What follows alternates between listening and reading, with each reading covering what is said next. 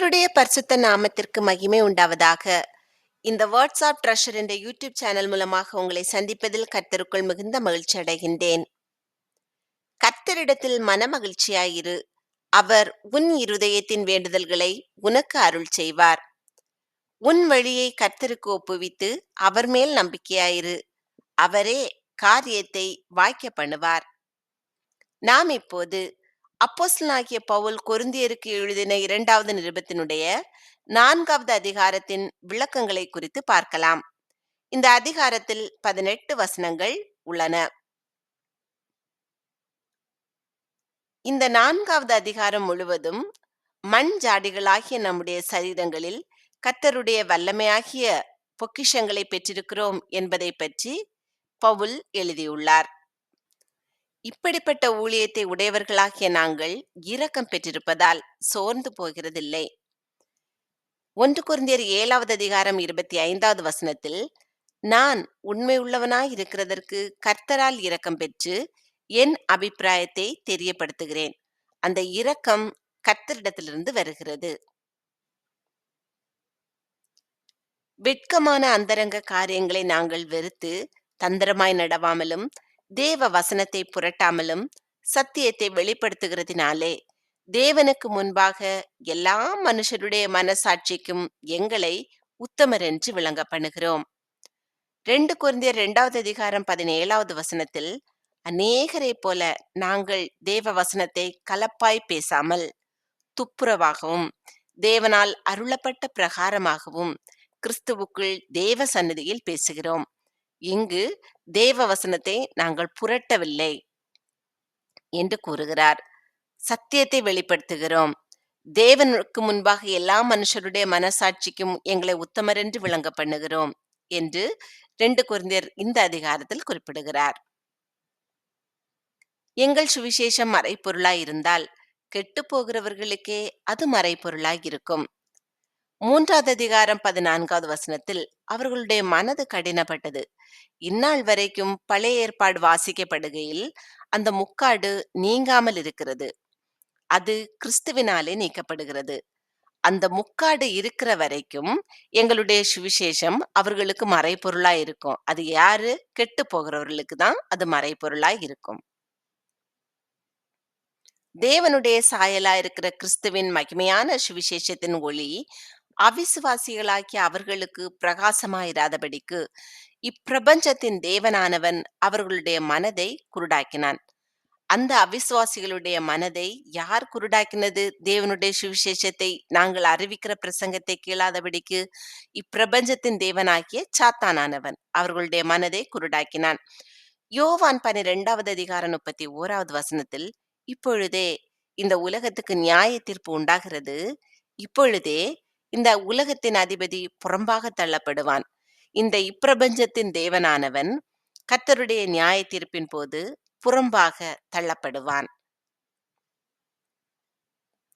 நாங்கள் எங்களையே பிரசங்கியாமல் கிறிஸ்து இயேசுவை கர்த்தர் என்றும் எங்களையோ இயேசுவ நிமித்தம் உங்கள் ஊழியக்காரர் என்றும் பிரசங்கிக்கிறோம்.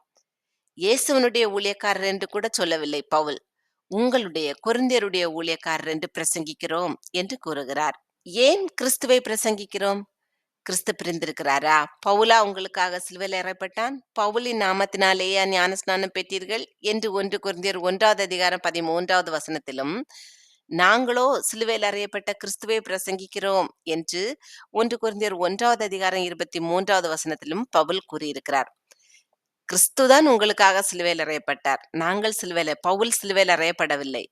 பவுலின் நாமத்தினாலே நீங்கள் ஞானஸ்நானம் பெறவில்லை. சிலுவையில் அறையப்பட்டது கிறிஸ்துதான். அதனால் அவரையே பிரசங்கிக்கிறோம் என்று கூறுகிறார். இருளிலிருந்து வெளிச்சத்தை பிரகாசிக்கச் சொன்ன தேவன் இயேசு கிறிஸ்துவின் முகத்திலுள்ள தமது மகிமையின் அறிவாகிய ஒளியை தோன்ற பண்ணும் பொருட்டாக எங்கள் இருதயங்களிலே பிரகாசித்தார். ஆதியாகமம் 1வது அதிகாரம் 2-3 வசனங்களிலெல்லாம் பார்க்கிற போது, இந்த பூமி ஒழுங்கின்மையா இருந்தது, வெறுமையா இருந்தது. அப்போது தேவன் வெளிச்சம் உண்டாக கடவது என்றார். வெளிச்சம் உண்டாயிற்று. வெளிச்சம் நல்லது என்று தேவன் கண்டு வெளிச்சத்தையும் இருளையும் தேவன் வெவ்வேறாக பிரித்தார். அந்த இருளில் இருந்து வெளிச்சத்தை அப்போது அந்த உலகம் தோன்றின போது பிரகாசிக்கச் சொன்ன தேவன், இயேசு கிறிஸ்துவின் முகத்தில் உள்ள இயேசு கிறிஸ்துவின் முகத்தில் என்ன உள்ளதுன்னா, தேவனுடைய மகிமையின் அறிவாகிய ஒளி. அந்த ஒளியை தோன்ற பண்ணும் பொருட்டாக எங்கள் இருதயங்களில் பிரகாசித்தார். அதனால நாங்க அவர குறித்து பிரசங்கிக்கிறோம். 2 பேதுரு 1:19 பேதுரு கூறும்போது, அதிக உறுதியான தீர்க்கதரிசன வசனமும் நமக்கு உண்டு. பொழுது விடிந்து விடிவெள்ளி உங்கள் இருதயங்களில் உதிக்கும் அளவும், இருளுள்ள ஸ்தலத்தில் பிரகாசிக்கிற விளக்கை போன்ற அவ்வசனத்தை கவனித்திருப்பது நலமாயிருக்கும். அந்த வசனம் தான் நம்முடைய சரீரமாகிய மண்பாண்டத்திற்கு பிரகாசத்தை கொடுக்கிறது. இந்த மகத்துவமுள்ள வல்லமை எங்களால் உண்டாயிராமல் தேவனால் உண்டாயிருக்கிறதென்று விளங்கும்படி இந்த பொக்கிஷத்தை மண்பாண்டங்களில் பெற்றிருக்கிறோம். இந்த வல்லமை, இந்த மகத்துவமுள்ள வல்லமை, இந்த இயேசு கிறிஸ்துவனுடைய முகத்தில் பிரகாசிப்பிக்கிற வல்லமை எங்களால உண்டாயிரல்ல, தேவனால் உண்டாயிருக்கிறது என்று விளங்கும்படி அந்த பொக்கிஷத்தை மண்பாண்டங்களில் பெற்றிருக்கிறோம். ஏசாயா 64:8 வசனத்தில், இப்பொழுதும் கர்த்தாவே, நீர் எங்களுடைய பிதா, நாங்கள் களிமண், நீர் எங்களை உருவாக்குகிறவர், நாங்கள் அனைவரும் உமது கரத்தின் கிரியை.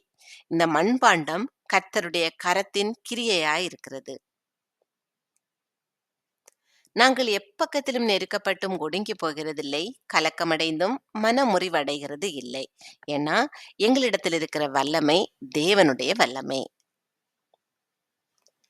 துன்பப்படுத்தப்பட்டும் கைவிடப்படுகிறதில்லை, கீழே தள்ளப்பட்டும் மடிந்து போகிறதும் இல்லை. ரோமர் 8 35 37 வசனம் வரைக்கும், உமது நிமித்தம் எந்நேரமும் கொல்லப்படுகிறோம், அடிக்கப்படும் ஆடுகளைப் போல எண்ணப்படுகிறோம் என்று எழுதியிருக்கிறபடி, நேரிட்டாலும் கிறிஸ்துவின் அன்பை விட்டு நம்மை பிரிப்பவன் யார்? உபத்திரவமோ, வியாகுலமோ, துன்பமோ, பசியோ, நிர்வாணமோ, நாசமோசமோ, பட்டயமோ, இவை எல்லாவற்றிலேயும் நாம் நம்மில் அன்பு கூறுகிறவராலே முற்றும் ஜெயம் கொள்ளுகிறவர்களாய் இருக்கிறோமே. நாங்கள் இயேசு கிறிஸ்துவின் நிமித்தம் துன்பப்படுகிறோம், அடிக்கப்படும் ஆடுகளைப் போல எண்ணப்படுகிறோம். அப்படிலாம் இருந்தோம், நாங்க கைவிடப்படுகிறதில்ல. நாங்க கீழே தள்ளப்பட்டு போனாலும் நாங்க மடிந்து போகிறதில்லை என்று பவுல் கூறுகிறார்.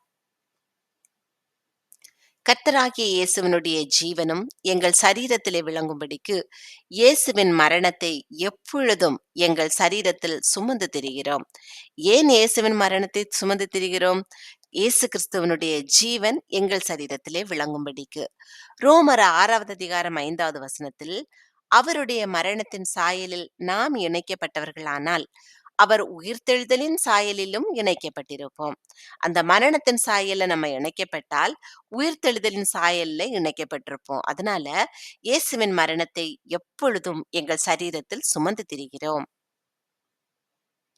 எப்படியெனில், சாவுக்கினமான எங்கள் மாம்சத்திலே இயேசுவினுடைய ஜீவனும் விளங்கும்படிக்கு உயிரோடு இருக்கிற நாங்கள் எப்பொழுதும் இயேசுவின் நிமித்தம் மரணத்திற்கு ஒப்புக் கொடுக்கப்படுகிறோம்.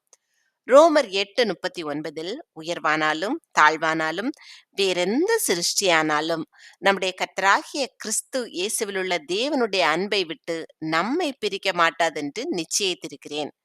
அதனால இயேசு இயேசு கிறிஸ்துவின் நிமித்தம் எப்பொழுதும் மரணத்துக்கு ஒப்பு கொடுக்கப்படுகிறோம். ஆனா இப்ப உயிரோடு இருக்கிற நாங்கள் மரணத்திற்கு ஒப்பு கொடுக்கப்படுகிறோம். ஆனா அந்த இயேசுவில் உள்ள தேவனுடைய அன்பை, கிறிஸ்து இயேசுவில் உள்ள தேவனுடைய அன்பை விட்டு நம்மை பிரிக்க மாட்டாதென்று நிச்சயித்திருக்கிறேன் என்று கூறுகிறார். இப்படி மரணமானது எங்களிடத்திலும் ஜீவனானது உங்களிடத்திலும் பலன் செய்கிறது. இப்படி நாங்கள் அந்த மரணத்தை சகித்து அவருடைய வல்லமையினால முயன்று முன்னேறி செல்கிறது. அதனால கிடைக்கக்கூடிய அந்த ஜீவன் உங்களிடத்துல பலன் செய்கிறது, கொரிந்தியரிடத்தில் பலன் செய்கிறது.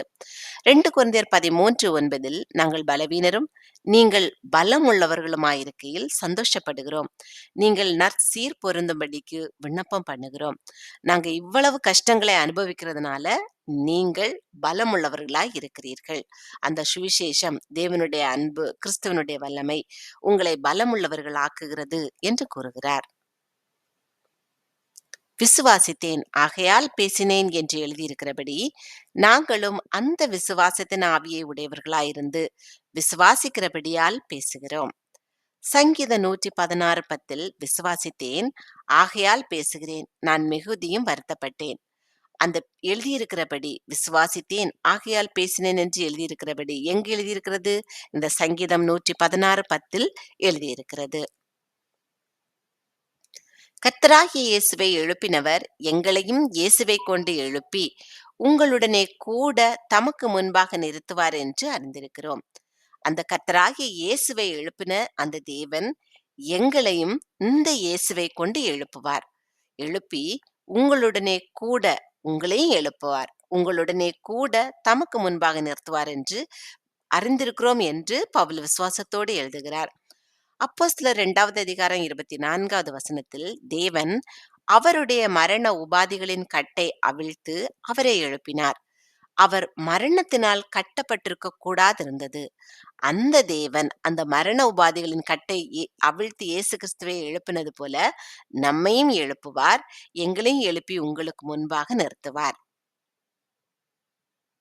தேவனுடைய மகிமை விளங்குவதற்கு ஏதுவாக கிருபையானது அநேகருடைய ஸ்தோத்திரத்தினாலே பெருகும்படிக்கு இவை எல்லாம் உங்கள் நிமித்தம் உண்டாயிருக்கிறது.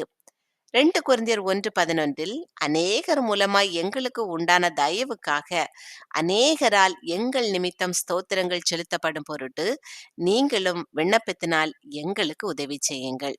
அந்த கிருபை எப்பொழுது தேவனுடைய மகிமை விளங்குவதற்கான அந்த கிருபை எல்லாருடைய ஸ்தோத்திரத்தினால பெருகுகிறது. ஆனபடியினாலே நாங்கள் சோர்ந்து போகிறதில்லை. எங்கள் புறம்பான மனுஷனானது அழிந்தும் உள்ளான மனுஷனானது நாளுக்கு நாள் புதிதாக்கப்படுகிறது. ரோமர் 7:22 உள்ளான மனுஷனுக்கேற்ற தேவனுடைய நியாயப்பிரமாணத்தின் மேல் பிரியமாயிருக்கிறேன்.